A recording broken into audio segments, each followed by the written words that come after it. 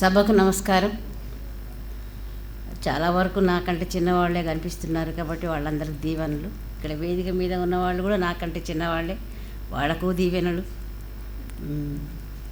కాబట్టి ఈరోజు గుర్రం జాషువా గారు ఆయన అంత గొప్పగా మనకు నిలిచిపోవడానికి కారణం ఏంటంటే సర్వజనీనత అనేది ఒకటి ఉంటుంది.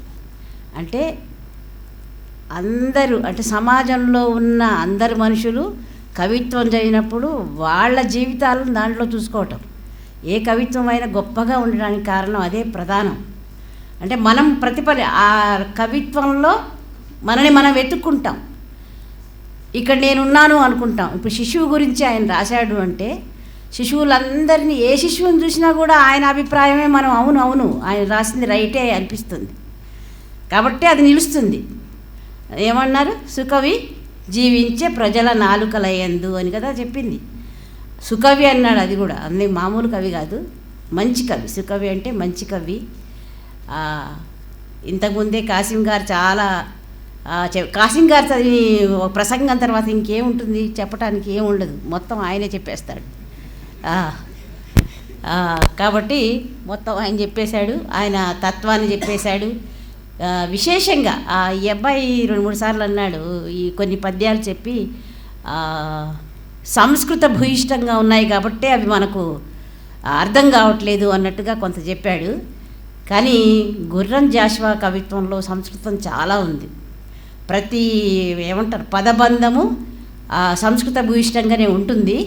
కాకుంటే దాన్ని మనం ఆలోచిస్తాం. ఏదైనా సరే నారికేళ పాకం అది అర్థమైతేనే కదా. అరుంధతి సుతుడు అంటే చాలామందికి అర్థం కాదు.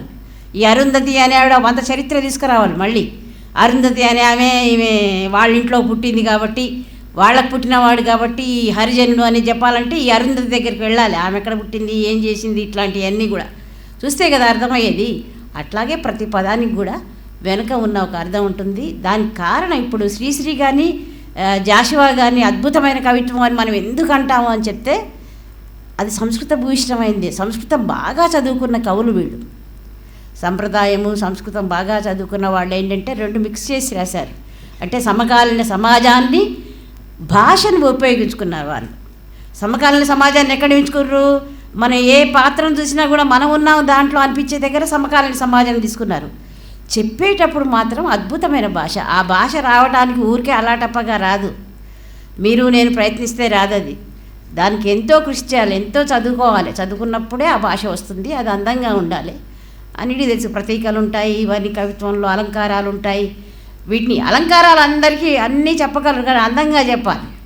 ఇప్పుడు అలంకారం ఎంతసేపు ఆమె దానిలాగా ఉంది అని చెప్పడం కాకుండా ఇటు బీరకాయలాగా ఉంది, వంకాయలాగా ఉంది, చిల్లు బీరిలాగా ఉంది, ఇవన్నీ కొత్త కొత్త అలంకారాలు కదా. ఇప్పుడు పూర్వం రోజులో ఉండే అలంకారాలు చెప్తే ఇప్పుడు కాదు. ఏమంటాడు ఒకడు, బిర్యానీ పొట్లానికి బొట్టు పెట్టినట్టుంది ఏదో చెప్తాడు కదా కవి. ఏంటంటే ఇప్పుడు క్యాచ్ కావాలి వాడికి, చదువుతున్న వాడికి అది అర్థం కావాలి. అర్థం కావాలంటే ఈ కవులకు అపారమైన జ్ఞానం ఉండాలి. అది మనకు కనిపిస్తుంది.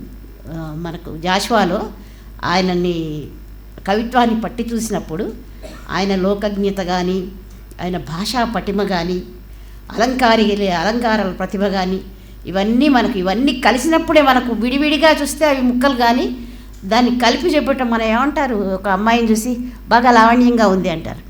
లావణ్యం అంటే లవణం అంటే ఉప్పు. పప్పులో ఉప్పు వేస్తే ఏమవుతుంది? అలుముకుంటుంది. మళ్ళీ తీసి చూపెట్టలేము. నువ్వు కళ్ళలో ఉందా, ముక్కులో ఉందా, శరీరంలో ఉందా, అది కాదు. టోటల్గా ఉండేది ఏదైతే ఉండిందో అది లావణ్యం. అట్లాగే కవి ప్రతిభ ఎక్కడుందంటే ఓ దాంట్లో ఓ ముక్కలో లేదు. వాటన్నిటిని సమకూర్చి ఆయన చెప్పగలిగిన ఆ ప్రతిభ ఏదైతే ఉండిందో అది ఆ కవిని బాగా నిలబెడుతుంది. అందరూ మర్చిపోకుండా ఉండటానికి అదే కారణం. లేకుంటే రామాయణాలు ఉన్నాయి, అప్పటి నుంచి ఇప్పటిదాకా రాస్తున్నారు ఒకే విషయాన్ని. ఒక్కొక్కళ్ళ ముద్ర ఒకటి ఉంటుంది కదా. అట్లాగే సమకాలీన సమాజాన్ని తనదైన ముద్రతో, తన ప్రతిభతో, తన భాషా వ్యుత్పత్తులతోటి అద్భుతంగా ఆయన ఆవిష్కరించాడు. కాబట్టి జాషువా అంత గొప్ప కవి అయ్యాడు. సరే, ఇక దాంట్లో కులాలు ఉన్నాయి, మతాలు ఉన్నాయి. ఏ కోణంలో ఆలోచిస్తే ఆ కోణంలో వాళ్ళకి కనిపిస్తారు. వాళ్ళు చెప్పారు,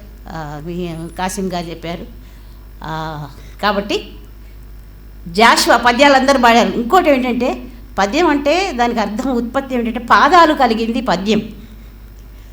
పద్యానికి ఏముంటుంది, యతి ప్రాసలు ఉంటాయి. మనకి ఇప్పుడు వాక్యానికి ఎట్లా అయితే కామా ఉంటుందో అక్కడ యతి ఉంటుంది. యతి మీన్స్ కామ, ఇక్కడ ఆగండి అని ఆ చెప్పే స్టైల్ ఉంటుంది. సరే, ఈ పద్యం చెప్పేటప్పుడు కూడా చాలా రకరకాలు చెప్తారుగా. పద్యం పాడకూడదు అనేది ఒకళ్ళ నియమం. పద్యంలాగా చెప్పాలనుకుంటున్నాను. కానీ ఈరోజు నాకు అంత పాటల్లాగా వినిపించాయి. పద్యాలన్నీ కూడా చాలా బాగున్నాయి, శ్రవణపేయంగా ఉన్నాయి. వీళ్ళందరూ అద్భుతంగా పాటలు పాడారు, పద్యాలు పాడారు. పద్యాలు చదవలేదు, పద్యాలు పాడారు. పాడే స్టైల్ అంతా చాలా బాగుంది. పద్యం రాయటం చాలా గొప్ప కళ, అదే మామూలుగా వాక్యం రాయటం. ఎందుకంటే అందుకే చాలామంది తర్వాత వాళ్ళు పద్యాన్ని వదిలిపెట్టిన, ఎందుకంటే అది అందరికీ సాధ్యం కాదు. పద్యం రాయటం అంటే చాలా ప్రతిభ ఉండాలి. అది సరే,